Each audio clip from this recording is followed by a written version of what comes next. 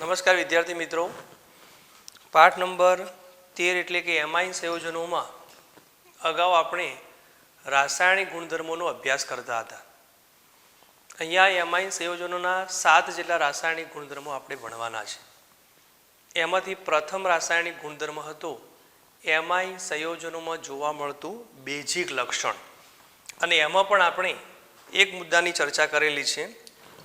પ્રથમ રાસાયણિક ગુણધર્મ છે એમાઇન સંયોજનોનું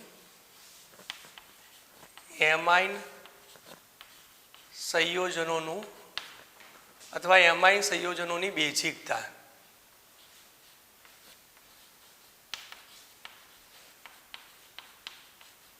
તેમાં જોવા મળતું જે બેઝિક લક્ષણ છે, કેમ બેઝિક છે એની ચર્ચા અગાઉ આપણે કરેલી છે કે એમાઇન સંયોજનોમાં નાઇટ્રોજન પાસે અબંધકારક ઇલેક્ટ્રોન યુગ્મ છે. એના કારણે તે એસિડમાંથી ઝડપથી H+ એટલે કે પ્રોટોન મેળવે છે, અને પ્રોટોન મેળવી ક્ષાર બનાવે છે, સોલ્ટ બનાવે છે. એટલે H+ ઝડપથી મેળવે તો તેને આપણે બેઝિક સંયોજન કહીએ છીએ. એટલે એમાઇન સંયોજનમાં કેવા પ્રકારની બેઝિકતા જોવા મળે છે, એમાં આપણે આલ્કેન એમાઇન અને એમોનિયા આ બંનેની તુલના કરેલી. આલ્કેન એમાઇન પ્રથમ હતો આલ્કેન એમાઇન અને એમોનિયા. આ બંનેની જે બેઝિકતા છે એ બેઝિકતાની આપણે તુલના કરેલી. તમને યાદ હશે કે આલ્કેન એમાઇન અને એમોનિયામાં કોની બેઝિકતા વધારે છે? તો આલ્કેન એમાઇનની વધારે છે. આપણે પીકેબીના મૂલ્યોને આધારે પણ કહેલું કે એમોનિયા માટે પીકેબીનું મૂલ્ય 4.75 છે એમોનિયા માટે. આલ્કેન એમાઇન માટે પીકેબીનું મૂલ્ય તેના કરતાં પણ ઓછું જોવા મળે છે. અને જેમ પીકેબીનું મૂલ્ય ઓછું તેમ કેબીનું મૂલ્ય વધુ, અને કેબીનું મૂલ્ય વધુ તો કેબી ચલે છે OH- ની સાંદ્રતા. એટલે કેબીનું મૂલ્ય જેટલું વધુ હોય એટલી બેઝિકતા વધારે જોવા મળે.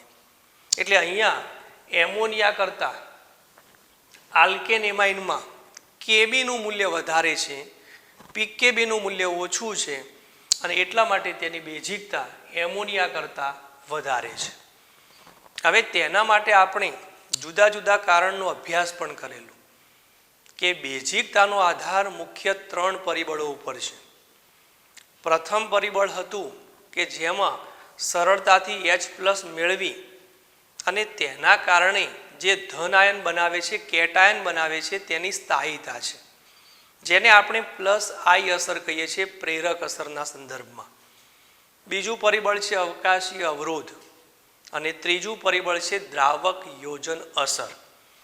એમાંથી આપણે જે +I અસર છે એના સંદર્ભમાં આલ્કેન એમાઇન અને એમોનિયા આ બંનેની બેઝિકતાની તુલના કરેલી, અને એમ પણ કહેલું કે નોર્મલ અવસ્થા, એની પ્રમાણિત અવસ્થા એટલે કે વાયુ અવસ્થા માટે આલ્કેન એમાઇન અને એમોનિયાની બેઝિકતાની તુલના કરો તો જેમ જેમ R વધે છે, આલ્કાઇલ ગ્રુપ વધે, તેમ +I અસર વધે. અને +I અસર વધે એટલે કે ઇલેક્ટ્રોન દાતા ગ્રુપ જેટલા વધે તો નાઇટ્રોજન પરમાણુ પર ઇલેક્ટ્રોન ઘનતા વધે. એટલે કે તે સરળતાથી પ્રોટોનીકરણ કરી શકે, ઝડપથી H+ મેળવી શકે, જેના કારણે મળતી નિપજની સ્થાયીતા પણ વધુ હોય. જેમ નિપજની સ્થાયીતા વધુ તેમ બેઝિકતા વધુ. એટલે આપણે વાયુ અવસ્થા માટે કહેલું કે 3 ડિગ્રી એમાઇનની બેઝિકતા સૌથી વધારે, ત્યાર પછી 2 ડિગ્રી એમાઇનની બેઝિકતા, ત્યાર પછી 1 ડિગ્રી એમાઇનની બેઝિકતા, અને ત્યાર પછી એમોનિયા એટલે કે NH3ની બેઝિકતા. 3 ડિગ્રી એમાઇનની બેઝિકતા કેમ વધારે છે? તો આપણને ખબર છે કે નાઇટ્રોજનની સાથે 3 R જોડાયેલા છે. અહીંયા નાઇટ્રોજનની સાથે 2 R જોડાયેલા છે, અહીંયા નાઇટ્રોજનની સાથે 1 જ R જોડાયેલો છે. જેટલા R વધુ જેટલા આલ્કાઇલ ગ્રુપ વધુ એટલી તેમાં જોવા મળતી ઇલેક્ટ્રોન દાતાની અસર વધુ, અને પ્લસ આઈ અસર આમાં વધી જાય એટલે નાઇટ્રોજન પરમાણુ પર ઇલેક્ટ્રોન ઘનતા વધે છે, જેના કારણે તે સરળતાથી H+ મેળવે છે. આમાં 2 R ગ્રુપ છે એટલે આના કરતાં આમાં પ્લસ આઈ અસર ઓછી જોવા મળે. આમાં એક જ R છે એટલે એમાં પણ પ્લસ આઈ અસર ઓછી જોવા મળે, જેના કારણે તેની બેઝિકતામાં ક્રમશઃ ઘટાડો થાય છે. હવે જલીય માધ્યમ માટે આલ્કેન એમાઇન અને એમોનિયાની તુલના કરવી છે. જલીય માધ્યમ માટે આલ્કેન એમાઇન અને એમોનિયાની બેઝિકતાની તુલના. વિદ્યાર્થી મિત્રો ખાસ સમજી લેજો કે વાયુ અવસ્થા માટે અને જલીય માધ્યમ માટે આ બંનેમાં બેઝિકતા એક સમાન જોવા મળતી નથી. આપણે હમણાં સમજીએ કે જલીય માધ્યમ માટે આલ્કેન એમાઇન અને એમોનિયાની બેઝિકતા કેવી જોવા મળે છે. તો જલીય માધ્યમ માટે બેઝિકતાને અસર કરતા પરિબળો 3 છે. આપણે હમણાં જ કહેલું એક પ્લસ આઈ અસર, 3 પરિબળમાં એક પ્લસ આઈ અસર છે. બીજા નંબરમાં અવકાશીય અવરોધ છે,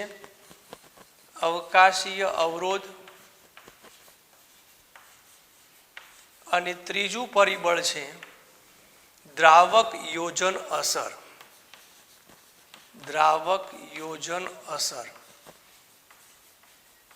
જેને આપણે જલીયકરણ પ્રક્રિયા કહીએ છીએ, કારણ કે દ્રાવક તરીકે પાણી લીધેલું છે. આ 3 પરિબળોને આધારે આલ્કેન એમાઇન અને એમોનિયાની જલીય માધ્યમમાં બેઝિકતા સમજાવી શકાય. 1 ડિગ્રી, 2 ડિગ્રી અને 3 ડિગ્રી એમાઇન છે, એમાં આપણે બેઝિકતા જલીય માધ્યમમાં અભ્યાસ કરવાનો હોય તો આ 3 પરિબળોને આધારે આપણે સમજવાનો પ્રયત્ન કરીએ. તો દાખલા તરીકે પ્રાથમિક એમાઇન છે. પ્રાથમિક એમાઇન એટલે RNH2. પ્રાથમિક એમાઇન નાઇટ્રોજનની સાથે 2 હાઇડ્રોજન જોડાયેલા છે. હવે આનું પ્રોટોનીકરણ થાય એટલે કે તે એસિડ પાસેથી H+ મેળવે અથવા પાણી પાસેથી H+ મેળવે. તો અહીંયા પ્રોટોનીકરણ થાય એટલે તેમાંથી બનતું જે ધન આયન છે, જે કેટ આયન છે, એ આપણે આ પ્રમાણે લખીએ છીએ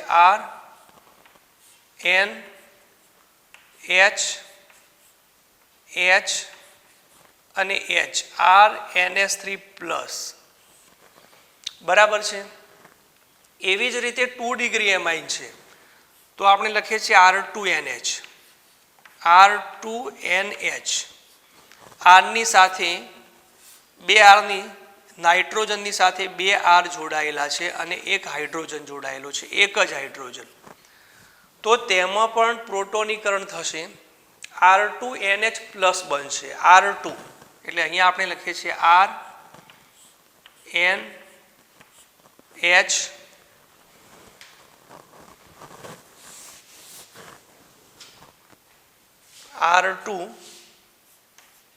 R2NH માંથી પ્રોટોનીકરણ થાય એટલે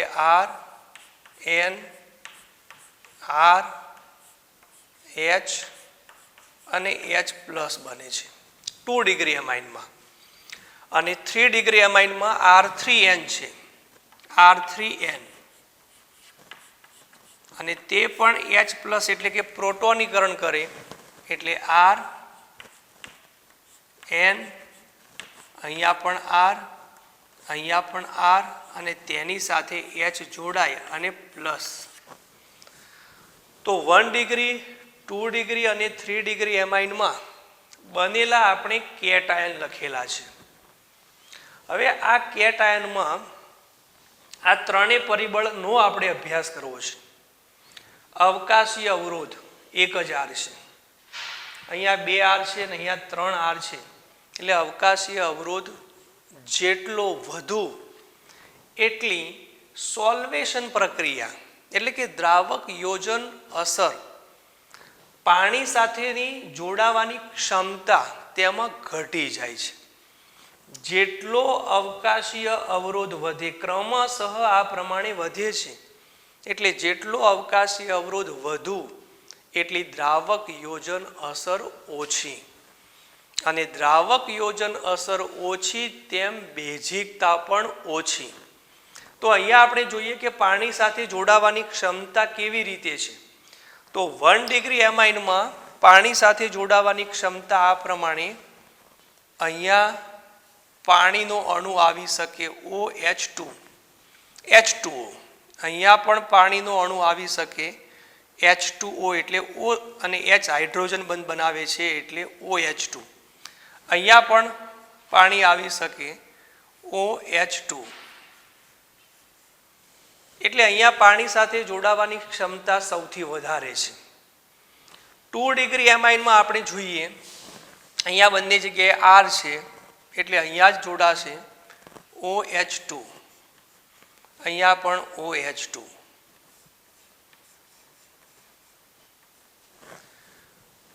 3 ડિગ્રી એમાઇનમાં 3 R છે, માત્ર અહીંયા જ જોડાશે OH2,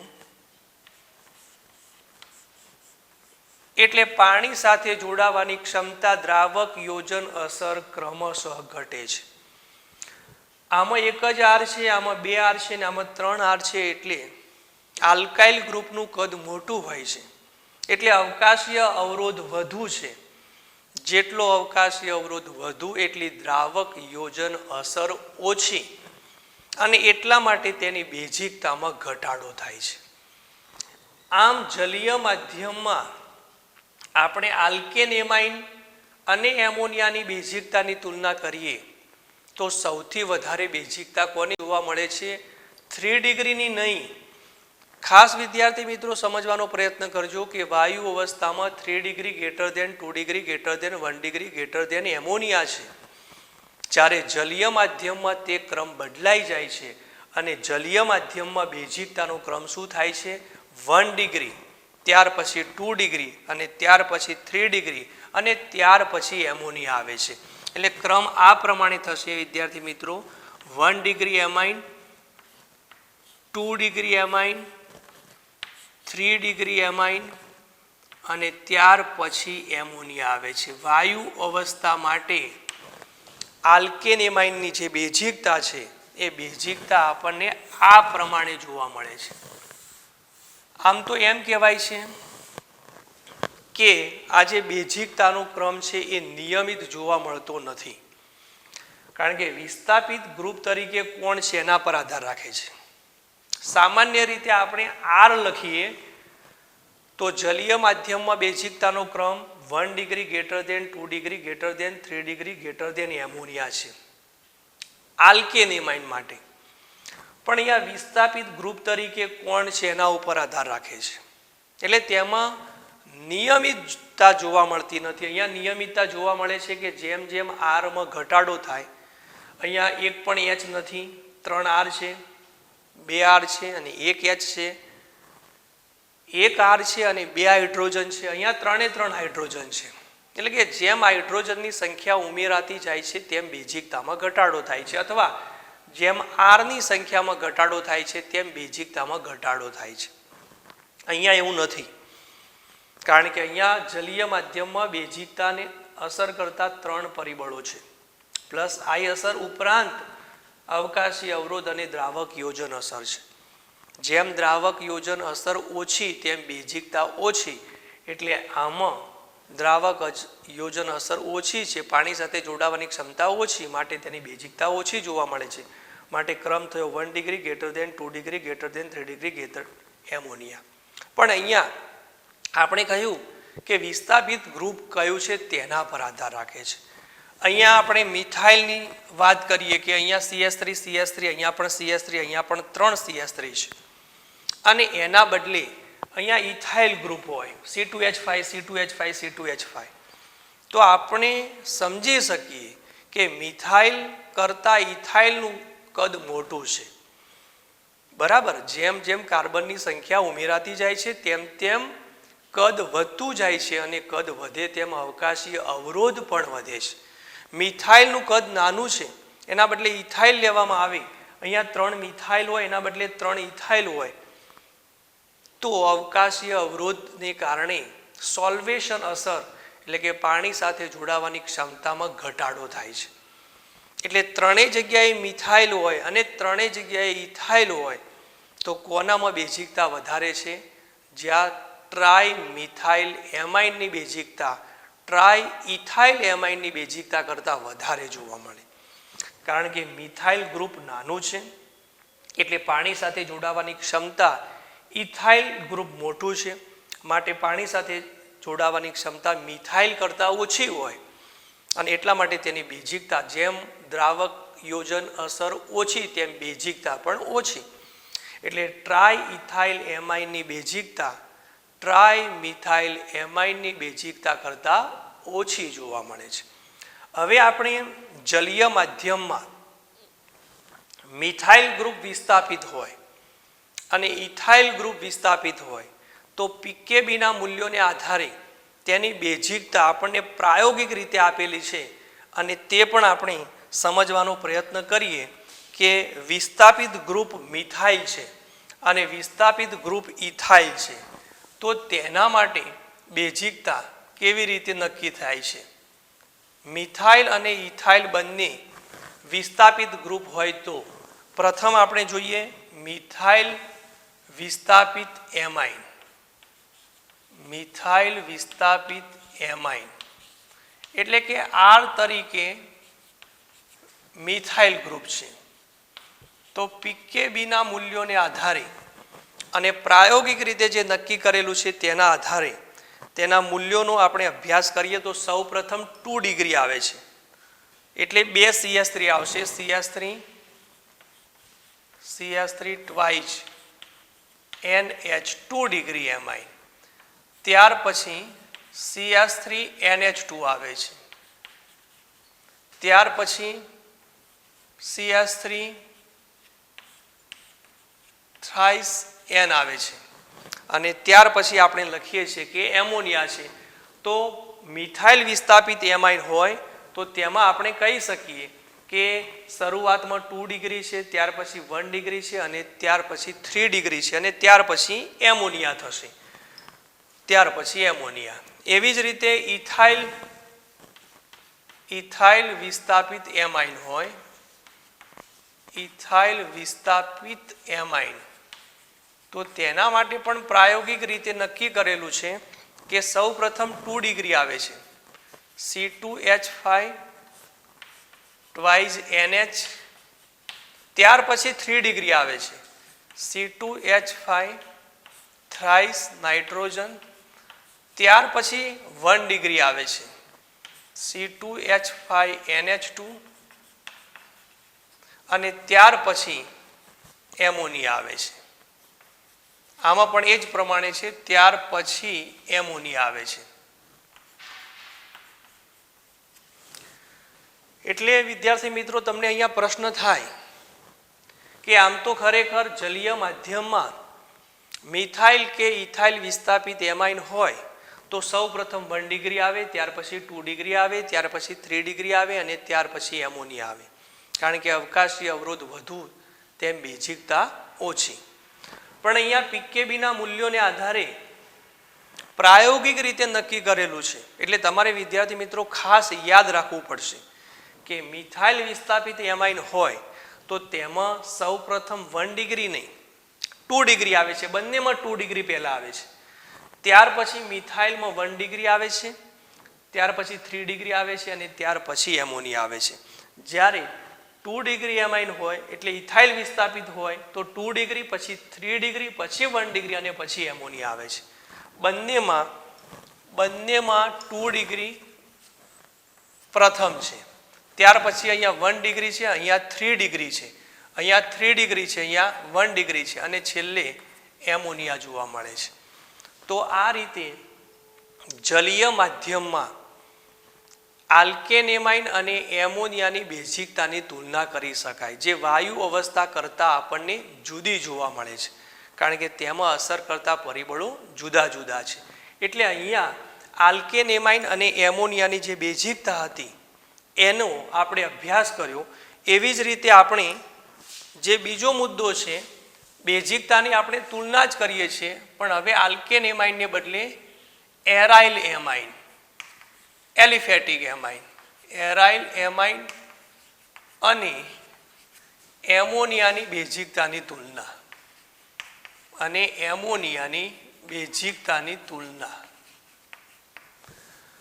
વિદ્યાર્થી મિત્રો, અગાઉ આપણે સમજેલા છીએ કે પીકેબીના મૂલ્યોને આધારે આપણે જોયેલું તો એમોનિયા માટે પીકેબીનું મૂલ્ય 4.75 છે, એલિફેટિક એમાઇન માટે તેનું મૂલ્ય 4.75 કરતાં ઓછું અને એરોમેટિક એમાઇન માટે 4.75 કરતાં વધુ.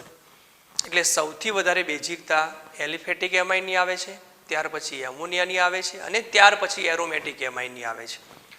તો અહીંયા એરાઇલ એમાઇનની બેઝિકતા પ્રાયોગિક રીતે એમોનિયા કરતાં ઓછી જોવા મળે છે. હવે એ કેમ ઓછી જોવા મળે છે? આપણે પ્રાયોગિક રીતે તો કહીએ છીએ કે પીકેબીનું મૂલ્ય આનું વધારે છે અને એટલા માટે ખૂબ જ વધારે છે, 8, 9, 10ની આજુબાજુ. એટલે 4.75ની સાપેક્ષમાં આ મૂલ્ય ખૂબ જ ઊંચું છે અને પીકેબીનું મૂલ્ય વધુ, તેમ કેબીનું મૂલ્ય ઓછું, તેમ OH માઇનસની સાંદ્રતા ઓછી, તેમ બેઝિકતા ઓછી. એટલે આની બેઝિકતા એમોનિયાની સાપેક્ષમાં ખૂબ જ ઓછી જોવા મળે છે. હવે કેમ ઓછી જોવા મળે છે તે આપણે અભ્યાસ કરીએ તો એરાઇલ એમાઇન એટલે કે બેન્ઝીન ચક્રની સાથે નાઇટ્રોજન બેન્ઝીન વલય સાથે સીધો જોડાયેલો છે. આપણે આ રીતે લખીએ છીએ, આ બેન્ઝીન ચક્ર છે તેની સાથે NH2 એમાઇન ગ્રુપ અને અહીંયા અબંધકારક ઇલેક્ટ્રોન યુગ્મ છે. અબંધકારક ઇલેક્ટ્રોન યુગ્મ હોવાને કારણે તે સરળતાથી H+ મેળવે છે, એટલે કે પ્રોટોનીકરણ થાય છે. હવે આમાં H+ સાથે જોડાય, H+ સાથે જોડાય, આને આપણે બેન્ઝીન એમાઇન અથવા એનિલિન કહીએ છીએ. એટલે તેમાં મળતી નીપજ એનિલિનિયમ આયન અથવા એનિલિનિયમ કેટ આયન હશે. બેન્ઝીન ચક્ર અને NH3+,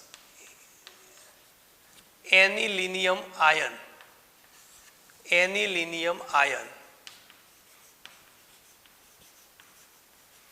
જેમ એમોનિયમ આયન હતો એવી જ રીતે અહીંયા એનિલિનિયમ આયન છે. આ બંનેમાંથી વધારે સ્થાયીતા કોની છે? આપણે કહેલું કે જે H+ ઝડપથી મેળવે તો નિપજની સ્થાયીતા વધુ હોય અને નિપજની સ્થાયીતા વધુ હોય તો તેની બેઝિકતા વધારે હોય. એનિલિન અહીંયા ઝડપથી H+ મેળવતો નથી અને એટલા માટે તેમાંથી બનતી જે વિસ્થાપિત નિપજ છે, જે કેટાયન છે, તે કેટાયનની સ્થાયીતા ખૂબ જ ઓછી અને સ્થાયીતા ઓછી તો બેઝિકતા ખૂબ જ ઓછી. પણ આ નિપજની સ્થાયીતા કેમ ઓછી છે? આ સરળતાથી કેમ H+ મેળવતો નથી? આપણે એનો અભ્યાસ કરવાનો છે. તો વિદ્યાર્થી મિત્રો, અહીંયા R ને બદલે AR ગ્રુપ છે. AR એટલે એરાઇલ, અને AR ગ્રુપ એ ઇલેક્ટ્રોન દાતા નથી, ઇલેક્ટ્રોન આકર્ષક છે. બેન્ઝીન વલય આ નાઇટ્રોજન પરમાણુ સાથે સીધો જોડાયેલો છે, એટલે તે નાઇટ્રોજન પરમાણુ પાસેથી ઇલેક્ટ્રોન યુગ્મ આકર્ષે છે. બેન્ઝીન વલય ઇલેક્ટ્રોન યુગ્મ આકર્ષે તો નાઇટ્રોજન પરમાણુ પર જે અબંધકારક ઇલેક્ટ્રોન યુગ્મને કારણે ઇલેક્ટ્રોનની જે ઘનતા છે એ ઇલેક્ટ્રોનની ઘનતામાં ઘટાડો થાય છે અને ઇલેક્ટ્રોન ઘનતા ઘટે તો તે સરળતાથી H+ મેળવી શકે નહીં. આલ્કેન એમાઇનમાં આના કરતાં વિરુદ્ધ હતું. અહીંયા R ગ્રુપ હોય, R એટલે ઇલેક્ટ્રોન દાતા ગ્રુપ હોય અને ઇલેક્ટ્રોન દાતા એટલે નાઇટ્રોજન પરમાણુને ઇલેક્ટ્રોન યુગ્મ આપે છે, જેના કારણે નાઇટ્રોજન પાસે અબંધકારક ઇલેક્ટ્રોન યુગ્મ તો હતા જ, પણ વળી R એ ઇલેક્ટ્રોન યુગ્મનું દાન કરે છે, માટે નાઇટ્રોજન પરમાણુ પર ઇલેક્ટ્રોનની ઘનતામાં વધારો થાય છે અને એટલા માટે તે સરળતાથી H+ સાથે જોડાય છે. આલ્કેન એમાઇનમાં. જ્યારે એરાઇલ એમાઇનમાં શું થયું? બેન્ઝીન વલય ઇલેક્ટ્રોન આકર્ષક ગ્રુપ છે અને ઇલેક્ટ્રોન આકર્ષક ગ્રુપ હોય તો નાઇટ્રોજન પરમાણુ પર ઇલેક્ટ્રોન વીજભારની ઘનતા ઘટી જાય છે, કારણ કે આ ઇલેક્ટ્રોન મેળવવાનો પ્રયત્ન કરશે અને નાઇટ્રોજન પરમાણુ પર ઇલેક્ટ્રોન વીજભારની ઘનતા ઓછી થાય તો તે સરળતાથી H+ મેળવી શકે નહીં, એટલે કે પ્રોટોનીકરણ ખૂબ જ ધીમેથી થાય. પ્રોટોનીકરણ ખૂબ ધીમેથી થાય તો તેની બેઝિકતા ખૂબ જ ઓછી હોય. એટલે એક આ કારણ છે કે એરાઇલ ગ્રુપ ઇલેક્ટ્રોન આકર્ષક ગ્રુપ છે, જેના કારણે નાઇટ્રોજન પરમાણુ સરળતાથી H+ મેળવી શકતો નથી, માટે તેમાં પ્રોટોનીકરણ સરળતાથી થતું નથી, માટે એરાઇલ એમાઇનની બેઝિકતા એમોનિયા કરતાં ઓછી જોવા મળે છે. એના સિવાય આપણે આ સમજવું છે કે આ બંનેમાંથી વધારે સ્થાયી કોણ છે. જો નિપજ વધારે સ્થાયી હોય તો પ્રક્રિયા જમણી બાજુ થાય, અને જમણી બાજુ થાય તો અહીંયા H2O સાથે પ્રક્રિયા કરો તો અહીંયા OH- આવે, અને OH- ની સાંદ્રતા વધે તો બેઝિકતા વધુ જોવા મળે. પ્રક્રિયા જમણી બાજુ થાય તો પ્રક્રિયા ડાબી બાજુ થાય, આ બાજુ જમણી બાજુથી ડાબી બાજુ. કેમ? તો અહીંયા આની સ્થાયીતા વધુ હોય. પ્રક્રિયકોની સ્થાયીતા વધુ હોય તો પ્રક્રિયા સંતુલન એ બાજુ તપાસે જ્યારે પ્રક્રિયા ડાબી બાજુ થાય ત્યારે, અને સંતુલન સ્થપાય એ વખતે ડાબી બાજુની સાંદ્રતા વધુ હોય, કારણ કે જો આની સ્થાયીતા વધુ હોય તો પ્રક્રિયા આમ વધે, આની સ્થાયીતા વધુ હોય તો પ્રક્રિયા આમ વધે છે. જો પ્રક્રિયા જમણી બાજુ થાય તો OH- ની સાંદ્રતા વધે એટલે બેઝિકતા વધે, અને પ્રક્રિયા ડાબી બાજુ થાય તો OH- ની સાંદ્રતા ઓછી થાય, માટે બેઝિકતામાં ઘટાડો થાય. એટલે આ બંનેની આપણે સ્થાયીતા સમજવી છે, અને સ્થાયીતા સમજવા માટે આપણે સંસ્પંદન સૂત્રોનો આધાર લઈએ તો બેન્ઝીન ચક્ર ઉપર NH2 હોય આ પ્રક્રિયક છે તો તેના કેટલા સંસ્પંદન સૂત્રો ઉદ્ભવે છે એનો આપણે અભ્યાસ કરીએ. બેન્ઝીન ચક્ર એરાઇલ એમાઇન અથવા એનિલિન છે, એમાં ઉદ્ભવતા સંસ્પંદન સૂત્રો. આ એક પ્રથમ સંસ્પંદન સૂત્ર થયું. નાઇટ્રોજન પાસે બંધકારક ઇલેક્ટ્રોન યુગ્મ છે, અને બેન્ઝીન ચક્ર પાસે પણ આમ તો 3 ઇલેક્ટ્રોન યુગ્મ છે. આ 1, 2 અને 3 જે દ્વિબંધ છે એ નિર્બળ હોય છે, એ ઝડપથી તૂટી શકે છે. એટલે દાખલા તરીકે નાઇટ્રોજન પરમાણુ પર રહેલું ઇલેક્ટ્રોન યુગ્મ ઓર્થો, પેરા અને ઓર્થો સ્થાન ઉપર સ્થાનાંતર કરે તો તેના કારણે સંસ્પંદન સૂત્રો ઉદ્ભવે છે. આ સંસ્પંદન સૂત્રો માટેની સંજ્ઞા છે. તો હવે બીજું સંસ્પંદન બંધારણ જોઈએ. ઓર્થો સ્થાન ઉપર, ઓર્થો સ્થાન ઉપર ઇલેક્ટ્રોન યુગ્મ સ્થાનાંતર કરે એટલે અહીંયા ઇલેક્ટ્રોન યુગ્મ આવશે. આપણે એને આ રીતે પણ દર્શાવી શકીએ. અહીંયા બંને જગ્યાએ દ્વિબંધ નહીં હોય એટલે અહીંયા જ માત્ર દ્વિબંધ હશે, બરાબર. એક અહીંયા દ્વિબંધ હશે. ત્રીજો દ્વિબંધ બેન્ઝીન વલયમાં હોઈ શકે નહીં, એટલે દ્વિબંધ ઉપર જશે. 3 દ્વિબંધ છે, 1, 2 અને 3. અહીંયા પણ 1, 2 અને 3. એક ઇલેક્ટ્રોન યુગ્મ છે, અહીંયા પણ એક ઇલેક્ટ્રોન યુગ્મ. અહીંયા NH2 પણ નાઇટ્રોજનની પાસે 4 બંધ થયા, 2 + 2 4, એટલે અહીંયા લખાશે પ્લસ. આ પ્લસ અને માઇનસ એટલે તટસ્થ થઈ જશે. હવે તમે સમજી શકો કે ઓર્થોથી પેરા સ્થાન ઉપર ઇલેક્ટ્રોન યુગ્મનું સ્થાનાંતર થશે, એટલે આ પ્રમાણે સંસ્પંદન સૂત્ર ઉદ્ભવશે. અહીંયા ઇલેક્ટ્રોન યુગ્મ દ્વિબંધ, અહીંયા બંને બાજુએ ના હોઈ શકે કારણ કે ઇલેક્ટ્રોન યુગ્મ છે, એટલે અહીંયા દ્વિબંધ આવશે. અહીંયા ઉપર થશે એકાંતરે એટલે NH2+.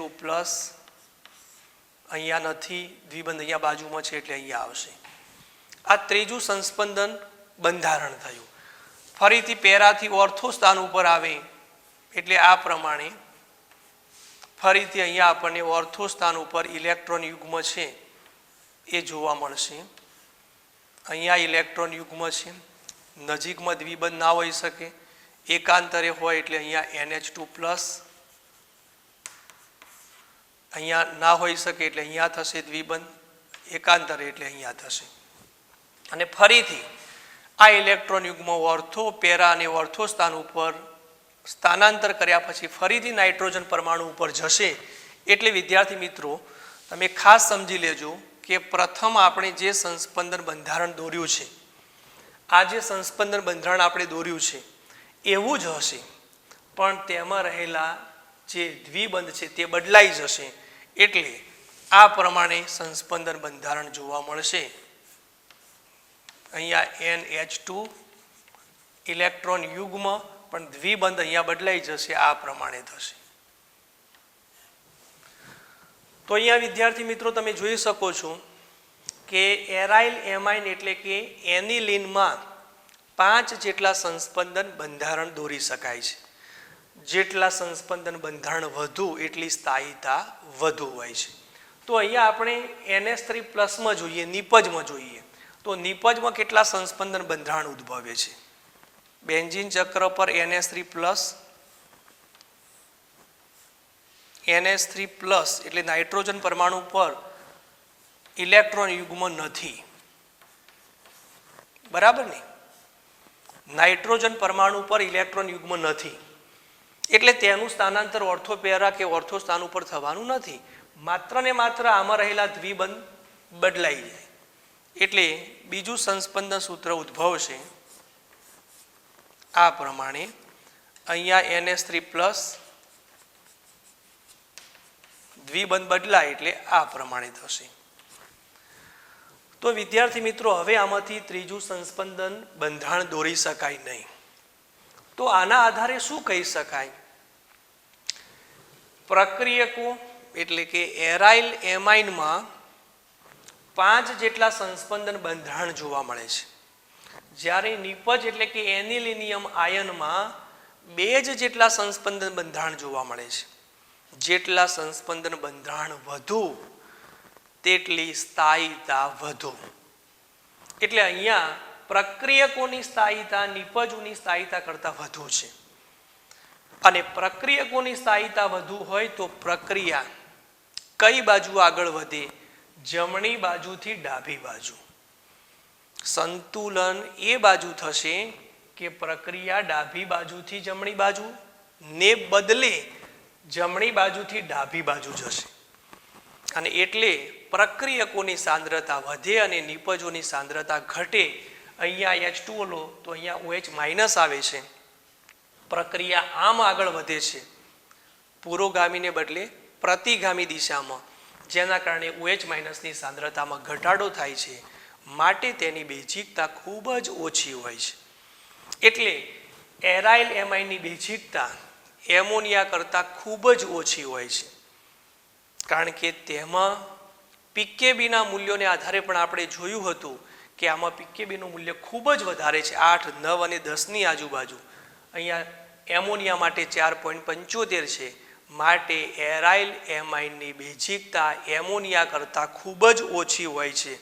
એટલે આપણે ક્રમ આ પ્રમાણે લખેલો કે સૌ પ્રથમ આવે છે alkane amine.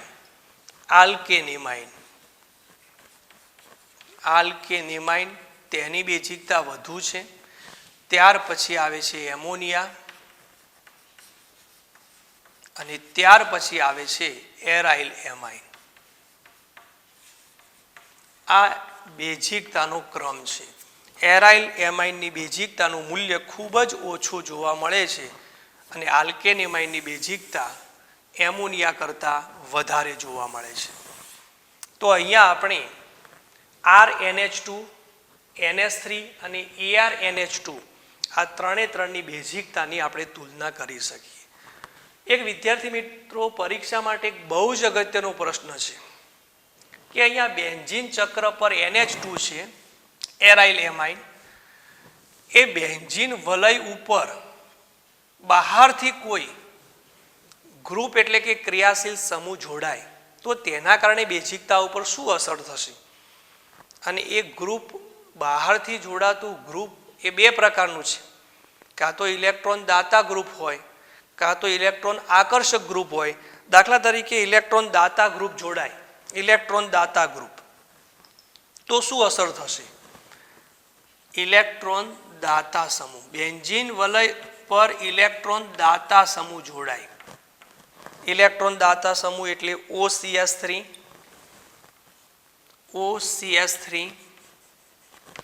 CS3 ethyl methyl R જે છે તે O અને N વાળા જે ગ્રુપ આવે છે તે મોટા ભાગે ઇલેક્ટ્રોન દાતા હોય છે. અપવાદ તરીકે એક NO2 છે જે ઇલેક્ટ્રોન દાતાને બદલે ઇલેક્ટ્રોન આકર્ષક ગ્રુપ છે. બાકી નાઇટ્રોજન વાળા જે ગ્રુપ છે NH2 હોય, પ્રાથમિક એમાઇન હોય, દ્વિતીયક એમાઇન હોય, તૃતીયક એમાઇન હોય, આ પ્રકારે. અને ઓક્સિજન વાળા OH હોય, OR હોય, આવા પ્રકારના ક્રિયાશીલ ગ્રુપ હોય તો તે હંમેશા ઇલેક્ટ્રોન દાતા હોય. હવે જુઓ, અહીંયા સમજી લો કે અહીંયા બેન્ઝીન ચક્ર પર ઇલેક્ટ્રોન દાતા સમૂહ આવે. ઇલેક્ટ્રોન દાતા સમૂહ આવે તો એ ઇલેક્ટ્રોન દાન કરવાની વૃત્તિ ધરાવે છે. અને ઇલેક્ટ્રોન દાન કરવાની વૃત્તિ ધરાવે તો બેન્ઝીન વલય જે ઇલેક્ટ્રોન આકર્ષક ગ્રુપ હતું તેની જે અસર જે છે તેને સંતોષે છે. એટલે અહીંયા બેન્ઝીન વલય નાઇટ્રોજન પાસે અબંધકારક ઇલેક્ટ્રોન યુગ્મ મેળવવાનો જે પ્રયત્ન કરતો હતો એ પ્રયત્ન કરશે નહીં. એટલે ટૂંકમાં એમ કહી શકાય કે ઇલેક્ટ્રોન દાતા ગ્રુપ જોડાય તો નાઇટ્રોજન પર જે ઇલેક્ટ્રોન ઘનતા ઘટતી હતી એ ઘટશે નહીં. અને ઇલેક્ટ્રોન ઘનતા ના ઘટે તો તે સરળતાથી H+ મેળવે. પ્રોટોનીકરણ ઝડપથી થાય. અને પ્રોટોનીકરણ ઝડપથી થાય તો બનતો કેટાયન વધુ સ્થાયી હોય, નિપજ વધારે સ્થાયી હોય તો બેઝિકતા વધારે હોય. એટલે આપણે ખાસ સમજી લેવાનું કે ઇલેક્ટ્રોન દાતા સમૂહ જોડાય, બેન્ઝીન વલય પર ઇલેક્ટ્રોન દાતા સમૂહ જોડાય તો બેઝિકતા વધે છે. બેઝિકતા વધે છે. આ ખૂબ જ અગત્યના પ્રશ્નો છે. બરાબર, બેઝિકતાની તુલના કરવાની હોય એટલે એનિલિનના ઓર્થો સ્થાનમાં OCS3 મૂકેલો હોય અને એનિલિનના ઓર્થો સ્થાનમાં COOH ગ્રુપ મૂકેલું હોય. તો એક ઇલેક્ટ્રોન દાતા છે અને બીજો ઇલેક્ટ્રોન આકર્ષક ગ્રુપ છે. ઇલેક્ટ્રોન દાતા જોડાય તો બેઝિકતામાં વધારો થાય અને ઇલેક્ટ્રોન આકર્ષક ગ્રુપ જોડાય તો શું અસર થાય છે એ સમજીએ. ઇલેક્ટ્રોન આકર્ષક સમૂહ. ઇલેક્ટ્રોન આકર્ષક સમૂહ દાખલા તરીકે COOH, SO3H, X એટલે કે હેલોજન, NO2. આ પ્રકારના જે ગ્રુપ છે તેને આપણે ઇલેક્ટ્રોન આકર્ષક સમૂહ કહીએ છીએ. COOH, NO2, SO3H અને હેલોજન. હવે આ બધા ગ્રુપ દાખલા તરીકે બેન્ઝીન વલય ઉપર જોડાય તો તે બેન્ઝીન વલય પાસેથી ઇલેક્ટ્રોન મેળવવાનો પ્રયત્ન કરશે. અને ઇલેક્ટ્રોન મેળવવાનો પ્રયત્ન કરે, બેન્ઝીન પોતે પણ ઇલેક્ટ્રોન આકર્ષક, નવો ક્રિયાશીલ સમૂહ જોડાય છે એ પણ ઇલેક્ટ્રોન આકર્ષક. એટલે નાઇટ્રોજન પાસે ઇલેક્ટ્રોનની ઘનતા જે ઘટેલી હતી તેના કરતાં વધુ ઘટી જશે. એટલે તે H+ સાથે સરળતાથી જોડાઈ શકશે નહીં. પ્રોટોનીકરણ બહુ જ ધીમું થશે અને પ્રોટોનીકરણ બહુ ધીમેથી થાય તો તેની બેઝિકતામાં ઘટાડો થાય. તો ઇલેક્ટ્રોન આકર્ષક સમૂહ જોડાય તો તેની બેઝિકતા આમ તો બેન્ઝીન ચક્ર જોડાય એટલે પણ ઘટે છે અને આ બધા ગ્રુપ જોડાય તો જે ઘટેલી છે એમાં વધારે ઘટાડો થાય એટલે બેઝિકતા ઘટે છે. તો અહીંયા આપણે એમ કહી શકીએ કે આમાંથી એક ઉદાહરણ લઈએ, આમાંથી કોઈ ક્રિયાશીલ સમૂહ લઈએ અને આમાંથી કોઈ ક્રિયાશીલ સમૂહ લઈએ તો તેની બેઝિકતા ઇલેક્ટ્રોન દાતા હોય તો વધારે હોય. ત્યાર પછી કોઈ ગ્રુપ ના જોડાયેલું હોય તો તેની બેઝિકતા, અને ત્યાર પછી ઇલેક્ટ્રોન આકર્ષક ગ્રુપ જોડાયેલું હોય તો તેની બેઝિકતા તેના કરતાં પણ ખૂબ જ ઓછી હોય. એટલે આ પ્રમાણે ઉદાહરણ થશે કે બેન્ઝીન ચક્ર પર NH2 છે અને તેની સાથે ઇલેક્ટ્રોન દાતા ગ્રુપ કોઈ જોડાયું છે. અહીંયા આપણે CS3 લખીએ છીએ. NH2 સમૂહ એ ઓર્થો પેરા નિર્દેશક અસર દર્શાવે છે. બરાબર, એટલે અહીંયા CS3 ગ્રુપ લખીએ તો તેની બેઝિકતા વધારે. ત્યાર પછી માત્ર બેન્ઝીન ચક્ર પર NH2,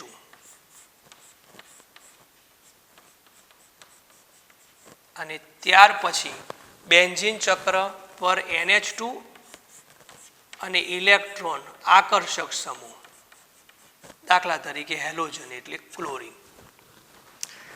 અહીંયા ઇલેક્ટ્રોન દાતા છે, અહીંયા કશું જોડાયેલું નથી, અહીંયા ઇલેક્ટ્રોન આકર્ષક. તો ઇલેક્ટ્રોન દાતા સમૂહ જોડાય તો બેઝિકતામાં વધારો થાય છે અને ઇલેક્ટ્રોન આકર્ષક સમૂહ જોડાય તો બેઝિકતામાં ઘટાડો થાય છે. આવા પ્રકારના પ્રશ્નો પરીક્ષા માટે બહુ જ અગત્યના છે. તો આ રીતે આપણે એમાઇન સંયોજનોનો જે પ્રથમ રાસાયણિક ગુણધર્મ હતો, આલ્કેન એમાઇન, એમોનિયા અને એરાઇલ એમાઇન, આ ત્રણેયની બેઝિકતાની તુલના કરો. તો અહીંયા એક રાસાયણિક ગુણધર્મ પૂરો થાય છે જે બેઝિકતાના સંદર્ભમાં હતો. હવે બીજો રાસાયણિક ગુણધર્મ છે આલ્કાઇલેશન. આપણે 7 જેટલા રાસાયણિક ગુણધર્મોનો અભ્યાસ કરવાનો છે. એમાં બીજો રાસાયણિક ગુણધર્મ આપણને આપેલો છે આલ્કાઇલેશન, પણ પાઠ્યપુસ્તકમાં તેની સમજૂતી નથી. માત્ર એમ લખેલું છે કે અગાઉ આપણે એનો અભ્યાસ કરેલો છે. પણ આપણે સમજી લઈએ કે આલ્કાઇલેશનમાં આલ્કાઇલ ગ્રુપ દાખલ કરવાનું છે. કોઈ પણ એમાઇન સંયોજન હોય એમાં આલ્કાઇલ ગ્રુપ દાખલ કરવાનું થશે. આલ્કાઇલેશન, આલ્કાઇલેશન એટલે આર. આલ્કાઇલ ગ્રુપ દાખલ કેવી રીતે કરી શકાય? દાખલા તરીકે આપણે એક સામાન્ય પ્રક્રિયા લખીએ કે RNH2 અથવા ARNH2, બરાબર. તેની પ્રક્રિયા CH3Cl આલ્કાઇલ હેલાઇડ સાથે પ્રક્રિયા કરવાની છે. જે આપણે હેલો આલ્કેન અને હેલો એરિન સંયોજનો હતા એમાં તેનો અભ્યાસ કરેલો છે. આલ્કાઇલ હેલાઇડમાં આ Cl ઝડપથી તૂટે છે. એરાઇલ હેલાઇડમાં આરની સાથે Cl જોડાયો હોય તો તૂટે, ARની સાથે Cl જોડાયેલો હોય તો આંશિક રીતે દ્વિબંધ હોય એટલે તે ઝડપથી તૂટતો નથી. એટલે અહીંયા આપણે આલ્કાઇલ હેલાઇડ સાથેની પ્રક્રિયાનો અભ્યાસ કરવાનો છે. અહીંયા વિસ્થાપનની પ્રક્રિયા છે. આલ્કાઇલ હેલાઇડ H દૂર થશે, અહીંથી Cl દૂર થશે, આલ્કાઇલ ગ્રુપ આની સાથે જોડાશે. R NH અને CH3. એટલે અહીંયા આપણને જે પ્રાથમિક એમાઇન હતો એમાંથી 2 ડિગ્રી એમાઇન મળ્યો, દ્વિતીયક એમાઇન -HCl. ફરીથી આપણે CH3Cl સાથે પ્રક્રિયા કરીએ પ્લસ CH3Cl, અહીંથી H દૂર થશે, -HCl, R N અને CH3 ટ્વાઇસ. એટલે 1 ડિગ્રી એમાઇનમાંથી આપણને 2 ડિગ્રી એમાઇન મળ્યો, 2 ડિગ્રી એમાઇનમાંથી આપણને 3 ડિગ્રી એમાઇન મળ્યો. હજુ પણ પ્રક્રિયા થશે. CH3Cl સાથે પ્રક્રિયા કરો, H એક પણ નથી, પણ નાઇટ્રોજન 4 બંધ બનાવવાની ક્ષમતા ધરાવે છે એટલે R N CH3 thrice nitrogen ઉપર પ્લસ લખાશે ઇન્ટુ Cl માઇનસ. એક પ્રકારનો ચતુર્થક ક્ષાર મળશે, એક પ્રકારનો સોલ્ટ મળશે. આ પ્રક્રિયાથી કહી શકાય કે આલ્કાઇલેશન પ્રક્રિયા 1 ડિગ્રી, 2 ડિગ્રી, 3 ડિગ્રી બધા જ એમાઇનમાં થશે. અગાઉ આપણે કહેલું છે કે 3 જે એમાઇન છે તેમાં રાસાયણિક પ્રક્રિયા એટલે કે પ્રતિક્રિયાત્મકતા સમાન જોવા મળતી નથી. 1 ડિગ્રી એમાઇનની પ્રતિક્રિયાત્મકતા સૌથી વધારે છે, ત્યાર પછી 2 ડિગ્રી અને ત્યાર પછી 3 ડિગ્રી. કેટલીક રાસાયણિક પ્રક્રિયાઓ માત્ર 1 ડિગ્રીમાં જ થાય છે અને કેટલીક રાસાયણિક પ્રક્રિયાઓ 1 ડિગ્રી અને 2 ડિગ્રી બંનેમાં થાય છે. અને કેટલીક જ એવી થોડીક જ પ્રક્રિયાઓ છે કે જે 1 ડિગ્રી, 2 ડિગ્રી અને 3 ડિગ્રી ત્રણેય એમાઇનમાં થાય છે. તો આ જે પ્રક્રિયા છે એ બધા જ એમાઇનમાં થાય છે. આપણે ઉદાહરણ સાથે સમજીએ કે દાખલા તરીકે આપણી પાસે મિથાઇલ એમાઇન છે, આરની જગ્યાએ CH3 છે, CH3NH2 1 ડિગ્રી એમાઇન, તેની CH3Cl સાથે પ્રક્રિયા કરવામાં આવે તો HCl દૂર થશે, CH3NH CH3 મળશે. મિથેન એમાઇનમાંથી ડાયમિથાઇલ એમાઇન મળશે, ડાયમિથાઇલ એમાઇન, જેનું IUPAC નામ હતું એન મિથાઇલ મિથેનેમાઇન, એન મિથાઇલ મિથેનેમાઇન. તેની પ્રક્રિયા ફરીથી CH3Cl સાથે કરવામાં આવે માઇનસ HCl, તો નિપજ શું મળશે? CH3 N CH3 અને CH3, ટ્રાયમિથાઇલ એમાઇન, તૃતીયક એમાઇન મળશે, અથવા એન ડાયમિથાઇલ મિથેનેમાઇન, IUPAC નામ એન ડાયમિથાઇલ મિથેનેમાઇન. હવે એની હજુ પ્રક્રિયા થશે. આ જે મળ્યો છે એમાં ફરીથી CH3Cl સાથે પ્રક્રિયા કરીએ તો HCl દૂર નહીં થાય, પણ CH3 N CH3 CH3 CH3 plus into Cl minus, જેને આપણે ચતુર્થક એમાઇનનો ક્લોરાઇડ સાથેનો સોલ્ટ કહીએ છીએ. એટલે અહીંયા આલ્કાઇલેશનની પ્રક્રિયા આ પ્રમાણે સમજાવી શકાય. એવી જ રીતે બેન્ઝીન ચક્ર પર NH2 હોય, એરાઇલ એમાઇન, પ્રાથમિકમાંથી દ્વિતીયક બને, દ્વિતીયકમાંથી તૃતીયક બને અને તૃતીયકમાંથી ચતુર્થક ક્ષાર બને.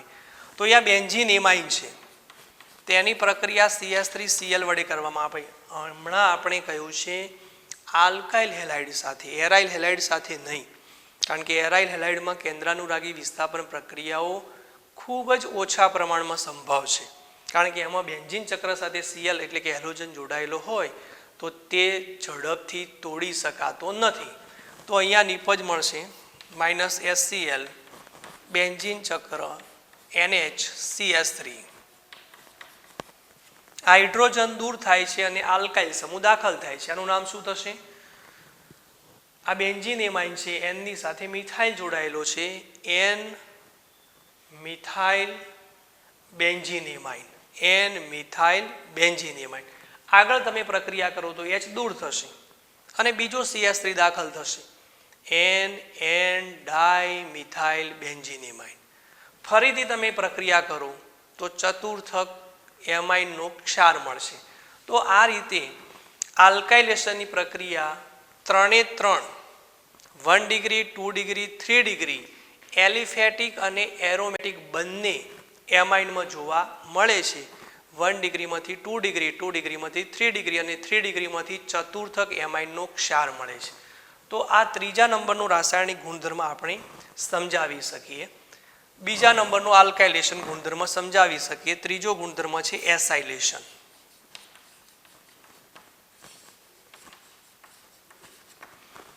જેમ અહીંયા આલ્કાઇલ ગ્રુપ દાખલ કરવાનું છે, અહીંયા આપણે R ગ્રુપ દાખલ કર્યું છે. R આલ્કાઇલ, મિથાઇલ ને બદલે ઇથાઇલ પણ તમે લખી શકો. અહીંયા ઇથાઇલ ક્લોરાઇડ હોય તો અહીંયા C2H5 લાગે છે, N મિથાઇલ ઇથેનેમાઇન.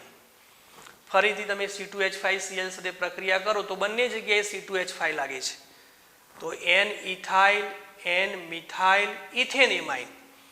એટલે કોઈ પણ આલ્કાઇલ હેલાઇડ લઈ શકાય. ટૂંકમાં R સમૂહ H નું વિસ્થાપન R વડે કરવાનું છે. અહીંયા એસાઇલેશનમાં આપણે આ ગ્રુપ દાખલ કરવાનું છે, R C double bond O. આ ગ્રુપ એટલે એસાઇલ ગ્રુપ દાખલ કરવાનું છે. બેન્ઝીન ચક્ર ઉપર CO હોય તો એને બેન્ઝોઇલ કહેવાય, અને બેન્ઝોઇલ દાખલ કરો તો બેન્ઝોઇલેશન કહેવાય, એસાઇલેશન નહીં.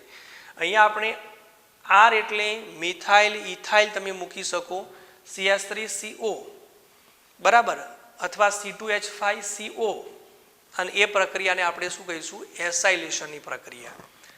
એમાઇન સંયોજનોમાં એલિફેટિક અથવા એરોમેટિક એમાઇન સંયોજનોમાં આ પ્રકારનું ગ્રુપ દાખલ કરવાની પ્રક્રિયાને એસાઇલેશન કહેવાય. એસાઇલ ગ્રુપ દાખલ કરવાની પ્રક્રિયાને એસાઇલેશન કહેવાય. અહીંયા Cl પણ તમે મૂકી શકો, એસિડ ક્લોરાઇડ બરાબર.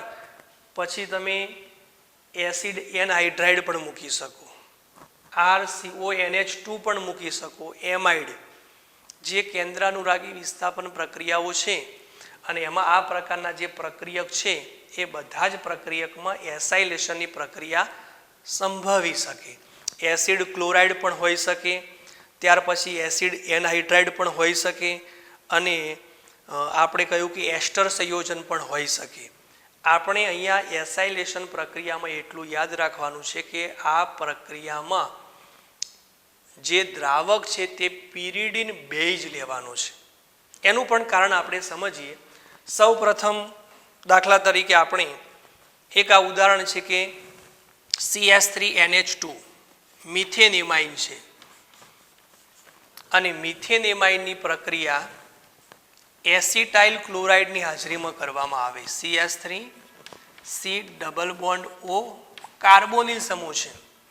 એસિટાઇલ ક્લોરાઇડ જેનું IUPAC નામ છે 2 કાર્બન છે, એટલે ઇથેનોઇલ ક્લોરાઇડ, ઇથેનોઇલ મિથેનેમાઇનની ઇથેનોઇલ ક્લોરાઇડ સાથે પિરિડીન બેઝની હાજરીમાં પ્રક્રિયા કરવામાં આવે. પિરિડીન બેઝ, પિરિડીન બેઝ શા માટે એ આપણે સમજીએ તો અહીંથી H દૂર થશે, અહીંથી Cl દૂર થશે, એટલે -HCl. નિપજ મળશે CH3NH C double bond O CH3. અહીંયા જેમ CH3 દાખલ થતો હતો એમ અહીંયા COCH3 દાખલ થાય છે, એટલે આને આપણે આલ્કાઇલેશન કહીએ છીએ, આને આપણે એસાઇલેશન કહીએ છીએ.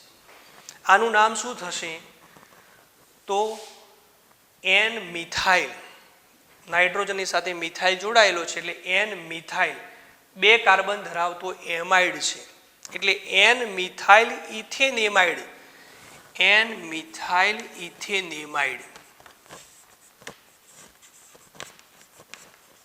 એન મિથાઇલ ઇથેનેમાઇડ આ પ્રકારનું નામ થશે. એટલે અહીંયા એસાઇલ સમૂહ દાખલ કર્યો છે એટલે આ પ્રક્રિયાનું નામ છે એસાઇલેશન.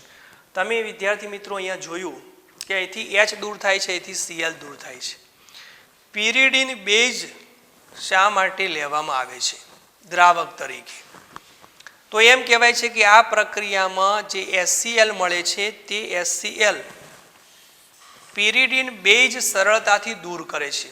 આ પ્રબળ બેઝ છે, અને પ્રબળ બેઝ એસિડને તટસ્થીકરણ પ્રક્રિયા અનુભવે, એટલે તરત જ એમાંથી HCl દૂર થાય.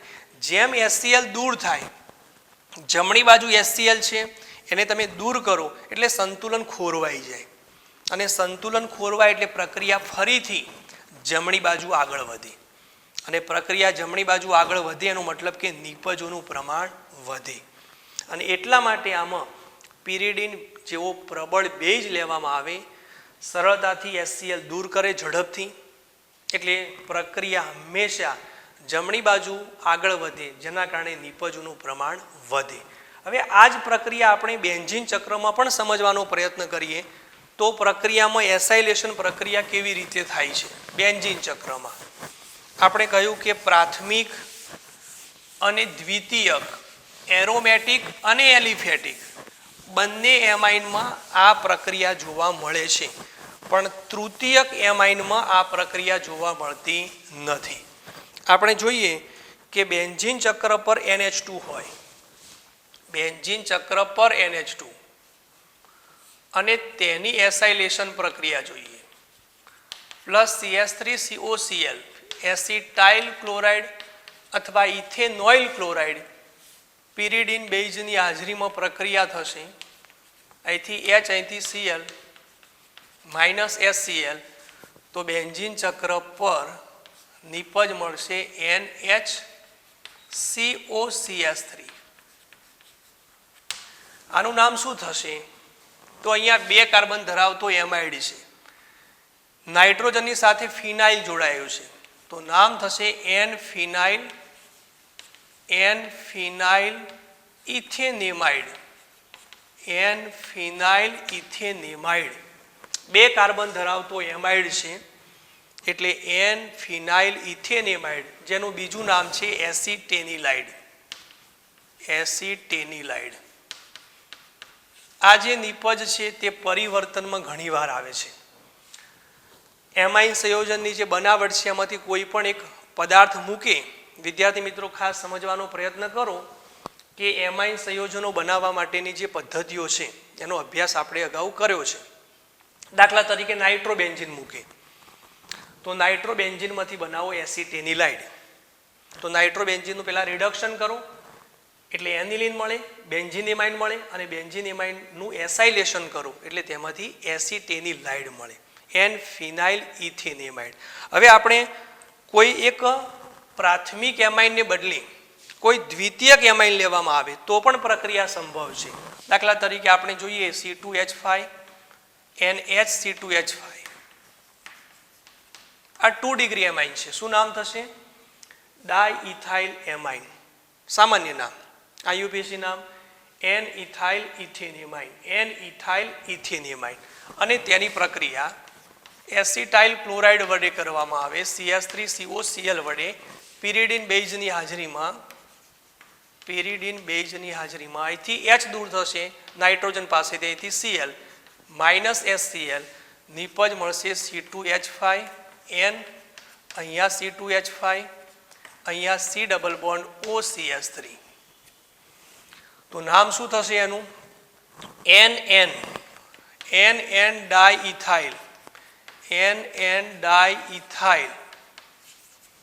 2 કાર્બન ધરાવતો એમાઇડ છે એટલે ઇથેનેમાઇડ. નને એમાઇડ ગ્રુપ છે, NN ડાઇઇથાઇલ ઇથેનેમાઇડ. વિદ્યાર્થી મિત્રો તમે અહીંયા ઇથેનોઇલ ક્લોરાઇડ એસિટાઇલ ક્લોરાઇડને બદલે પ્રોપાઇલ જે આપણે 3 કાર્બન ધરાવો એટલે કે CH3 CH2 COCl એવા પ્રકારનું ગ્રુપ પણ લઈ શકો, પ્રોપિયોનોઇલ ક્લોરાઇડ. તો એ પ્રમાણે એની નિપજ મળશે. પણ એસાઇલ ગ્રુપ એટલે અહીંયા R હોવો જોઈએ, બરાબર. એ R મૂકવામાં આવે તો તેને એસાઇલેશન કહી શકાય નહીં, તેને બેન્ઝોઇલેશન કહેવાય. આપણે એ પ્રક્રિયા પણ સમજવાનો પ્રયત્ન કરીએ. આ એસાઇલેશન પ્રક્રિયા આટલા સુધી છે, પણ બેન્ઝોઇલેશન કેવી રીતે બને? તો દાખલા તરીકે બેન્ઝીન ચક્ર પર NH2 છે, બેન્ઝોઇલેશન. બેન્ઝોઇલેશન એટલે અહીંયા એસિટાઇલ ક્લોરાઇડને બદલે બેન્ઝોઇલ ક્લોરાઇડ લેવો પડે અને એમાંથી કોઈ પણ પ્રક્રિયક તરીકે પ્રાથમિક અથવા દ્વિતીયક એમાઇન કોઈ પણ હોય. દાખલા તરીકે બેન્ઝીન ચક્ર સાથે NH2 છે, પ્રાથમિક એરોમેટિક એમાઇન, અને તેની પ્રક્રિયા બેન્ઝોઇલ ક્લોરાઇડ સાથે. બેન્ઝીન ચક્ર પર COCl જેનું નામ છે બેન્ઝોઇલ ક્લોરાઇડ, અને બેન્ઝોઇલ ક્લોરાઇડ છે માટે તેનું નામ પડ્યું છે બેન્ઝોઇલેશન. પિરિડીન બેઝની હાજરીમાં પ્રક્રિયા થાય, માઇનસ અહીંથી H અહીંથી Cl એટલે HCl દૂર થાય. તો બેન્ઝીન ચક્ર પર NH C double bond O અને બેન્ઝીન ચક્ર. N ની સાથે ફિનાઇલ જોડાયેલું છે એટલે એનું નામ શું થશે? N-ફિનાઇલ, N-ફિનાઇલ. અને બેન્ઝીન ચક્રની સાથે CONH2 જોડાય એટલે એનું નામ છે બેન્ઝેમાઇડ. બેન્ઝેમાઇડ પણ કહી શકાય અને બેન્ઝીનેમાઇડ પણ કહી શકાય. N-ફિનાઇલ બેન્ઝેમાઇડ અથવા N-ફિનાઇલ બેન્ઝીનેમાઇડ. તો આ પ્રક્રિયાને આપણે એસાઇલેશન પ્રક્રિયા કહેતા નથી, પણ બેન્ઝોઇલેશન પ્રક્રિયા કહીએ છીએ, કારણ કે અહીંયા જે ગ્રુપ તમે જે ઉમેર્યું છે તે બેન્ઝોઇલ ક્લોરાઇડ છે. તો વિદ્યાર્થી મિત્રો અહીંયા આપણે એમાઇન સંયોજનોના 3 જ રાસાયણિક ગુણધર્મોનો અભ્યાસ કર્યો છે. એક બેઝિક લક્ષણ, બીજો આલ્કાઇલેશન અને ત્રીજો એસાઇલેશન. એના પછી બીજા 4 જેટલા રાસાયણિક ગુણધર્મો આપણે ભણવાના બાકી છે, એ આવતા લેક્ચરમાં આપણે ભણીશું.